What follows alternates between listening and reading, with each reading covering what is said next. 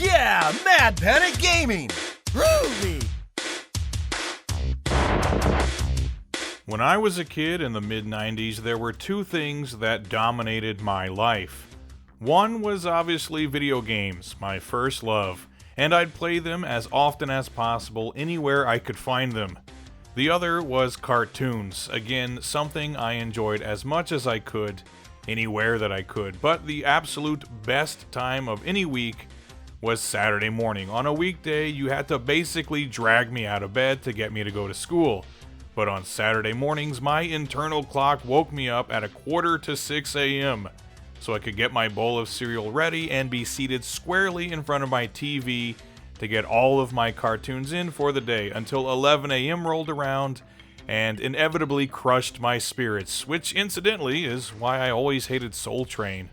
Eventually though, the lines between cartoons and video games started to blur as games were being released that could accurately capture the look and feel of a cartoon, with many of my Saturday morning favorites getting video game adaptations, but eventually a game came along that itself felt like a cartoon that you could actually play, and that game was Earthworm Jim. Even the title itself sounded like something that would be made up for a syndicated cartoon. After all, we already had anthropomorphic turtles and sharks, plus literal cowboys, and steroid-abusing wish trolls, so why not a big, talking worm in a mechanical suit? Jim himself was a silly, wisecracking character that took more than a few influences from some of film and television's more comical heroes, but especially Mr. Bruce Campbell and his excessive use of the word groovy. Groovy! The gameplay in EWJ was very solid too, and extremely fun. It was essentially a straightforward action platformer that poked fun at some of the overused gaming tropes at the time. Jim himself could blast enemies into oblivion with his ray gun, or use his own fleshy body for a melee attack, as well as swinging from various grapple points on his way to the end of each stage where a boss battle usually awaited him. In between stages are races against Jim's arch nemesis, Psychro, where you fly through hyperspace collecting blue orbs and dodging asteroids all along the way. A very fun and moderately challenging 16-bit offering to be sure, but what really made it memorable was the detailed visuals, again feeling almost like an interactive cartoon at times, and the insane cast of memorable characters.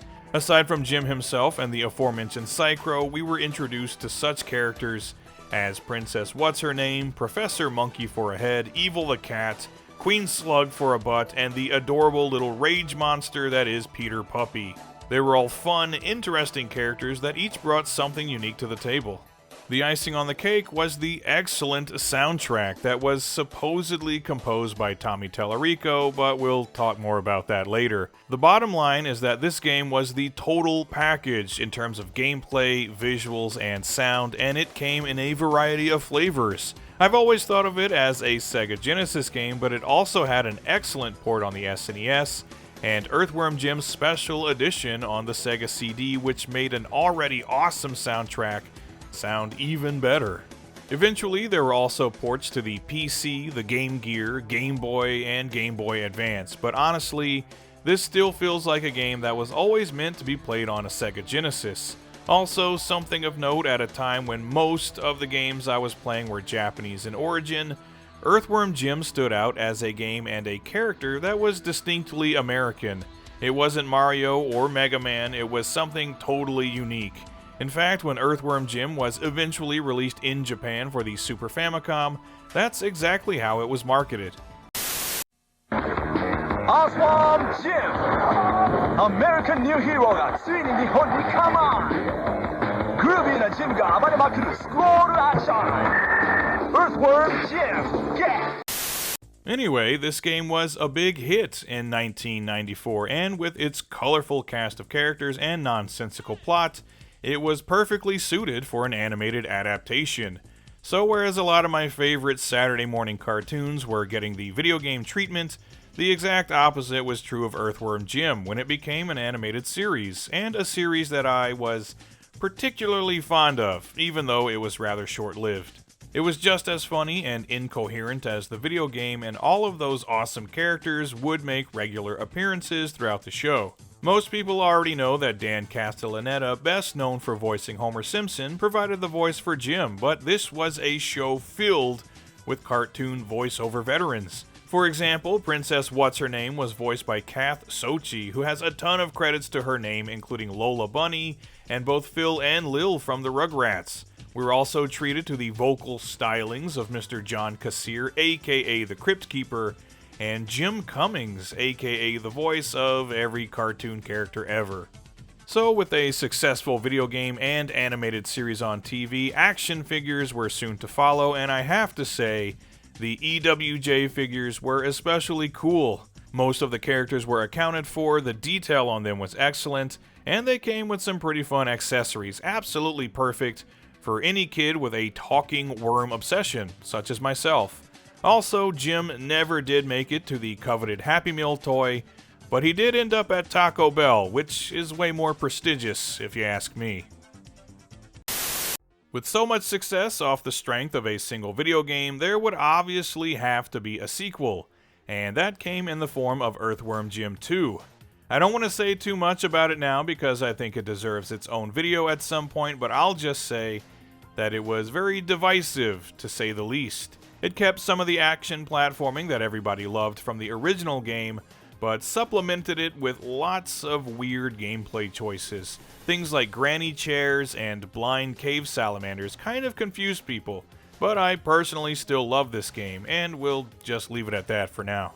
Eventually, in 1999, there was a third game titled Earthworm Jim 3D on the Nintendo 64, and this was sadly the presumed death of the series. The entire game takes place in the mind of Jim as he himself is laying in a coma, so each area you'll traverse is a different part of Jim's brain, including his memories and fears. You're tasked with completing various challenges in order to uncover golden udders, and it's basically just your typical 3D platforming collectathon, and honestly, it's not a bad game at all. But when compared to many of the other 3D platformers being released at the time, games like Banjo-Kazooie, Spyro the Dragon, and Rayman 2, Earthworm Jim 3D was just okay, which unfortunately wasn't good enough. There was still plenty of the series' trademark comedy, and Dan Castellaneta even returned to once again provide the voice for Jim, but mediocre reviews and poor sales seemingly put the final nail in Jim's coffin. And then there was this thing called the Intellivision Amico, an upcoming console that, among other things, was reported to be the future home of Earthworm Jim with a brand new game. Even though the console itself looked like absolute dog shit, the intrigue of a modern EWJ game being developed by former Shiny team members had me excited. And this was coming straight from Tommy Tallarico, the man who made all the music for Earthworm Jim as well as countless other games. So what could possibly go wrong? Well, it was all a lie. The Intellivision Amico turned out to be an investment scam, and Tommy Tallarico was exposed as a fraud and con man who may or may not have actually composed any of the music he claimed to. Allegedly! Allegedly! That's ignorant! But nevertheless, there never really was any such Earthworm Jim game in production, which was upsetting, to say the least. Screw it. We don't need to end this thing on a down note. Regardless of what the future brings, the original Earthworm Jim will always be there. It stood out in 1994 as a game that was both extremely fun to play but also showed that creativity in video games really had no limits. Any character or scenario you could conceive of, you could make it into a game. It spawned sequels, an animated series, a toy line, and for a brief moment in time, Jim was everyone's favorite worm.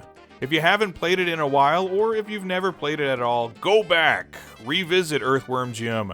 I'm sure you'll find it's Groovy!